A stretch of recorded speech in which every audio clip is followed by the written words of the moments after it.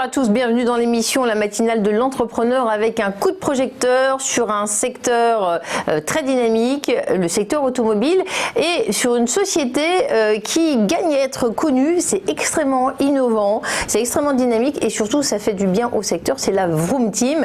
Qu'est-ce que c'est? Eh bien, le président et fondateur de la Vroom Team va nous expliquer tout ça. Eric Serceau, bonjour. Bonjour Fabienne. Merci d'être avec nous. Alors, vous nous dites que la Vroom Team, c'est une société de consulting spécialisée dans le secteur automobile. Qu'est-ce que ça veut dire? Quelle est votre vocation en fait? Alors, notre vocation en fait, c'est d'aider en fait les garages à améliorer leur santé, leur fonctionnement. C'est-à-dire que nous développons à la fois du conseil, mais également des services, de façon à les aider à se développer harmonieusement et surtout dans le contexte actuel, c'est plus que nécessaire. Et des professionnels de l'automobile, il y en a beaucoup. Alors, combien d'entreprises avez-vous accompagné? On parle de quel type de structure? Des concessions Alors, nous travaillons majoritairement avec des concessions, des secteurs auto, moto, camions, également véhicules de loisirs et matériel agricole aussi depuis peu.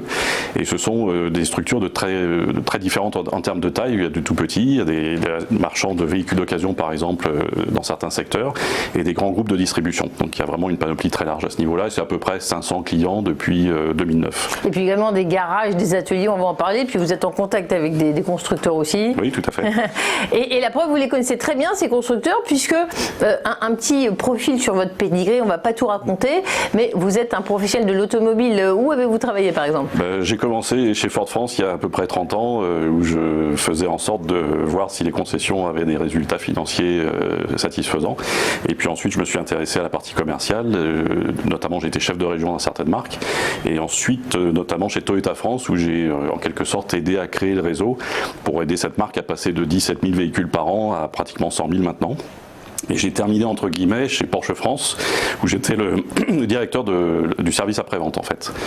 Et puis donc en 2006 j'ai créé une première société qui est un organisme de formation qui est une société sœur de la Vroom Team qui existe toujours et qui propose effectivement des modules de formation pour ces mêmes professions. Et c'est pour ça que vous connaissez parfaitement les besoins de ces professionnels du secteur automobile que vous voyez tous les jours.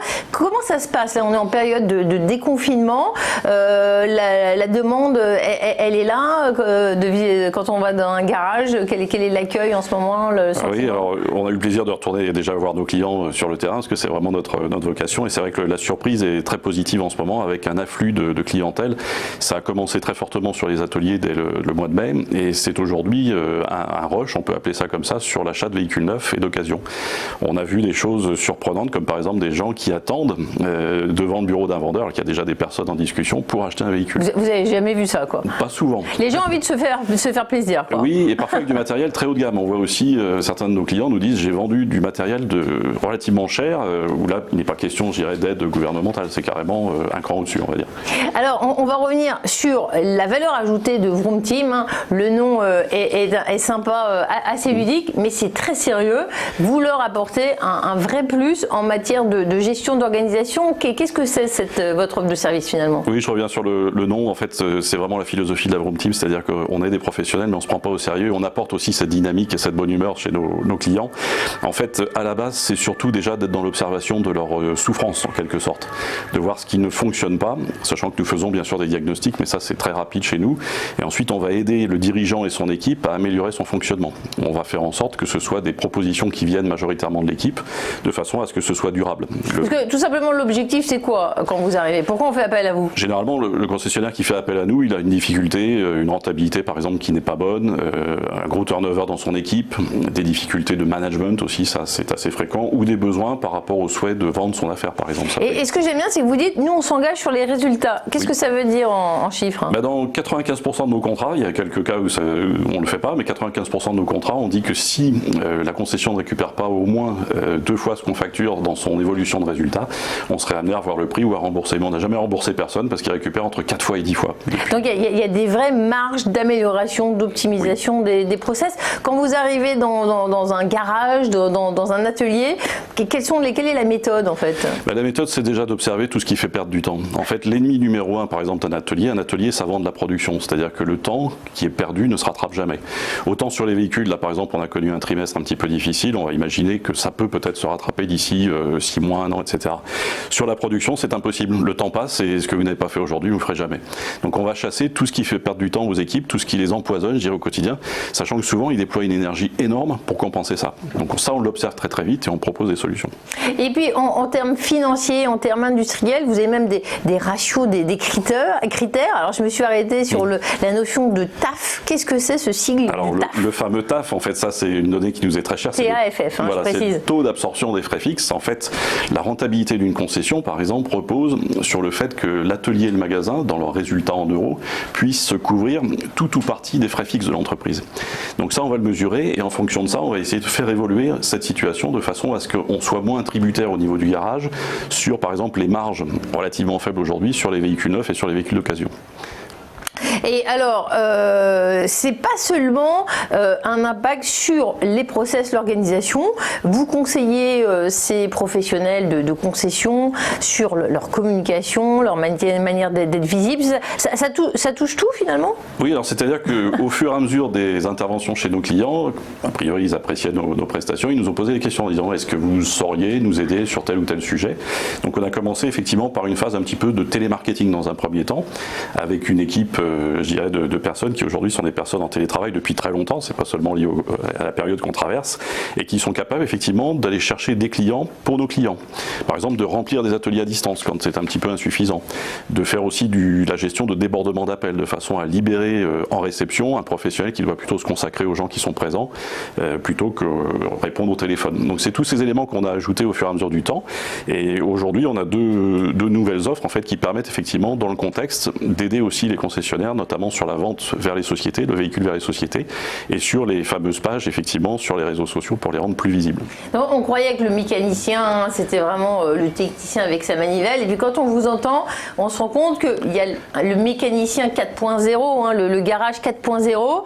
Quelles sont les grandes lignes de cet atelier du futur? On est déjà dedans, mais tout ça, c'est vous apporter beaucoup d'innovation finalement. Oui, on est déjà dedans parce que la technologie qui est dans les véhicules fait qu'aujourd'hui, vous avez des techniciens qui sont formés à un niveau relativement élevé, on va dire, de compétences. Donc ces gens-là, la question c'est de savoir comment on va les garder au sein d'une équipe.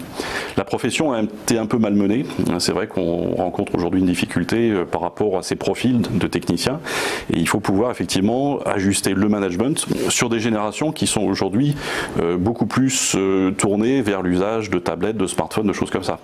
Donc quand on a des méthodes un petit peu différentes de ça, un petit peu périmées, c'est vrai que ces équipes-là, ces membres des équipes ont tendance à chercher ailleurs.